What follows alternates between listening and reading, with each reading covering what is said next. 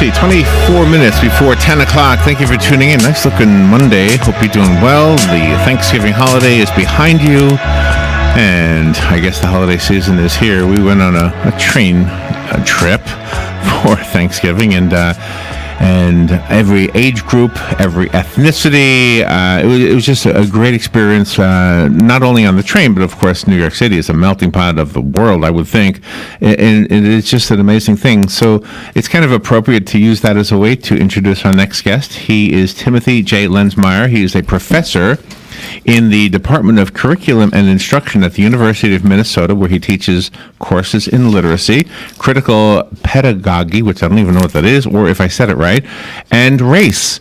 His book is called White Folks. It's got a pretty cover. I'm looking at the cover. If you're looking at the podcast we're doing, you're looking at the cover also. White Folks, Race and Identity in Rural America. And there's another word I don't know, Robin. Writing Lives, Ethnographic Narratives, How White People Learn to Be White in a White Supremacist Society. I have no idea where this is going. Let's find out from Timothy. Good morning, Timothy. How are you? Good morning. And it's fine. Just call me Tim. Okay, Tim. And where are you? Where are you right now? I'm in Minneapolis, Minnesota. Okay. So tell me what the book is about, and then later I'll ask you how you came to write it. Well, the book is about, I went back home to the town that I grew up in Wisconsin, and I interviewed white people about just what they thought about race and what they thought about being white in our society, and I was just trying to make sense of that. Often in books about race, rural people aren't really consulted or talked about, so I wanted to. Oh wow! I can't wait to find out what you found out. May I ask, are you white? Yes, I am. Okay. Yep, my parents told me that we were German and Polish, but my younger sister Sue kind of looks into it, and I don't know. I think we're closer to mutts, so we have all sorts of things going on. You know, I wanted to say something before we get into what the answers were to your questions. I find this fascinating, first of all, and thank you for doing this. I don't feel old unless I'm with young people. I don't feel young unless I'm with old people. I don't feel white unless I'm the only white person in a predominantly black area, for example. And I'm wondering if they feel the same way. Although I don't feel anything at all with people I'm familiar with, if that makes sense. It's only when they're new to me. If I'm with new young people, then I feel old. If I'm with new, you know what I mean? Is that common? Is that the way everybody feels? Well, I would say first of all, I would say yes, I think so. For many white people, that's how we experience things. And I think you're pointing to some of the complexity that often gets avoided, when we talk about this and we make these things kind of very hard and set. So for me, there would be two things going on. One is for most of this country's history, white people have defined themselves largely in relation to people of color. So there are different stories in my book about how even in a rural white town that is pretty much all white people, there are all sorts of ways that imagined and real people of color work into how people make sense of themselves.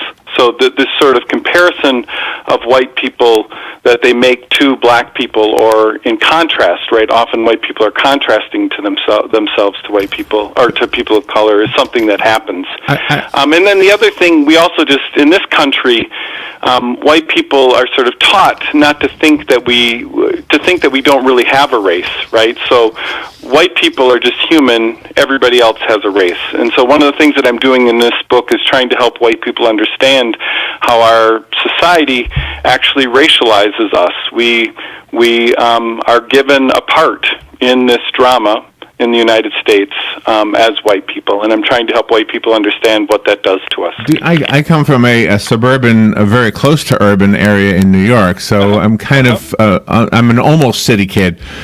Sure. Does that make me different in this subject right here that we're talking about than the people in that rural town you were talking to? Well, probably similar and different, right? Different in the sense that if you took advantage of it, you may have had the chance, right, to learn with and be with, right, and have experiences with actual people of color that people in the rural community where I grew up wouldn't necessarily have had, right? So okay. your experiences could have been different. They also would have been probably similar in that most white people in the United States, no matter where they live, lead largely segregated lives. You know, if you think about workplaces, churches, synagogues, yeah, I was going to say churches seem to be that way. It is an interesting observation about the churches.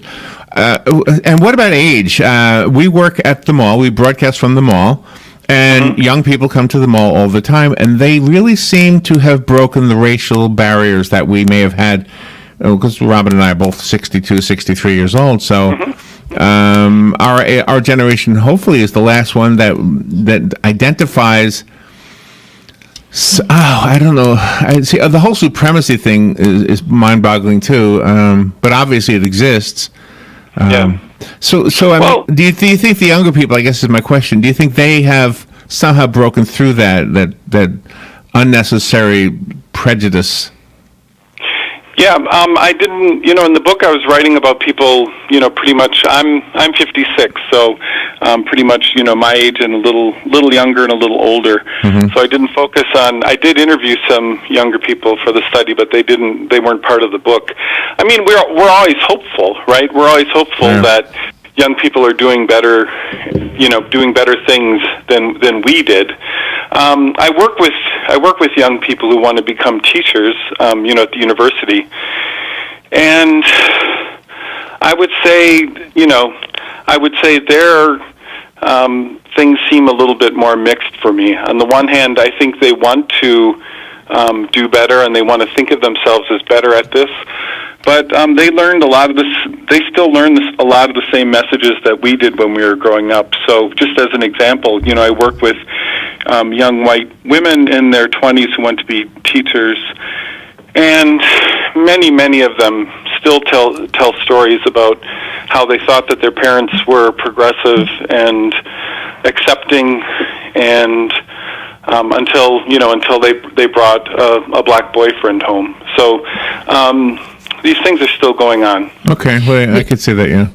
I have, on all of the people that you interviewed, did you touch on the topic of traveling? Because it's everything's so mixed when you travel and you get out of the comfort zone of your own home.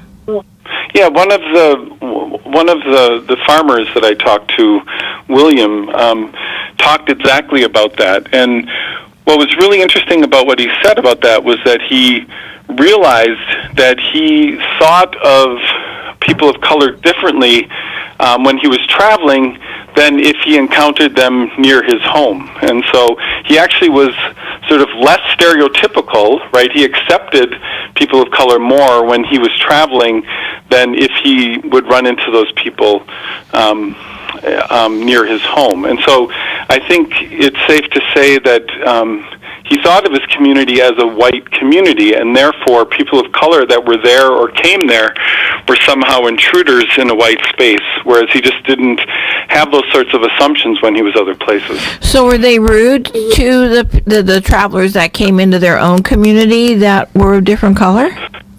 Were the people? One of the stories that I tell was told to me by a woman named Libby, and Libby was a factory worker who had this memory of a young black man who was selling encyclopedias in the town when she was a girl, and her mother invited the young man into their home because it was a hot day, and gave him something to drink, and they ended up talking for a long time. And one of the things that this young black man said to Libby and her mom was that he was surprised that they were talking to her. He's talking to him, and he said that it's very white up here, which Libby and I took to mean, that he hadn't been treated kindly when he was walking around. Yep.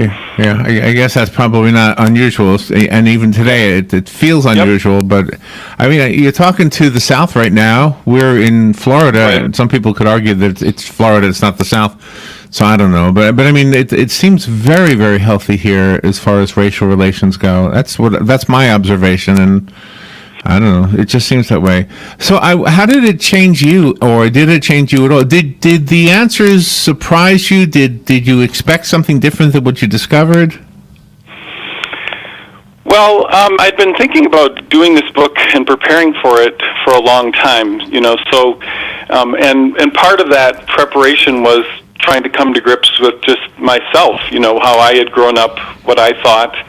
And so I could say in some ways that I wasn't so surprised. I think one of the things that surprised me, and I try to emphasize this in the book, is just how conflicted or ambivalent white people are inside. And what I mean by that is that it's almost as if there is a civil war going on inside white people and inside these white communities, where on the one hand there is a strong belief in a desire for equality, and on the other hand there are these racist feelings and beliefs, assumptions, sometimes that aren't, are barely realized, barely understood, and these two.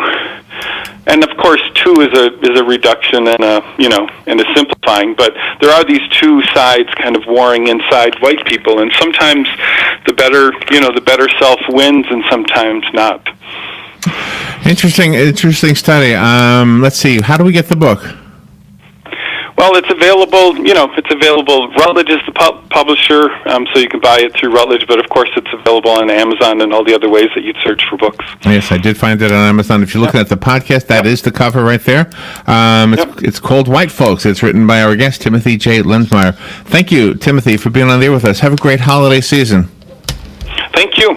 You're welcome. All right, we are up against the break, so let's take that break in. We will be right back.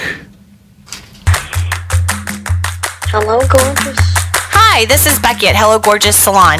We are located in the heart of downtown Ocala, right next to the historic Marion Theater. I'd like to invite you to stop by and see our new boutique area and meet our staff of professional stylists. Here at Hello Gorgeous, we are ready to update your look with the latest trends. And with summer here, it's the perfect time to brighten up your look. So make your appointment now for those highlights and Brazilian blowout. But don't stop there. We are a full-service salon offering manicures, pedicures, and facials also. So if you've been searching for a salon to call your own, come and see us at Hello Gorgeous Salon. We are located at 48 South Magnolia Avenue in downtown Ocala, right next to the Marion Theater. So call today and set up your appointment at Hello Gorgeous Salon at 351-5358. That's 351-5358. And don't forget, we also do men and children's cuts too. 351-5358. Hello, gorgeous. Here's what you may have missed on the John Tesh Radio Show. So, for a man like me with an Italian wife who's an amazing cook, this is the best news ever. Here it is. Pasta, in and of itself, does not make us fat. Increasing your light exposure during the day and then decreasing it after dark helps synchronize your internal clock and is proven to boost moods. So the next time you're the grumpy one, get a dose of a cat video and you're going to feel better.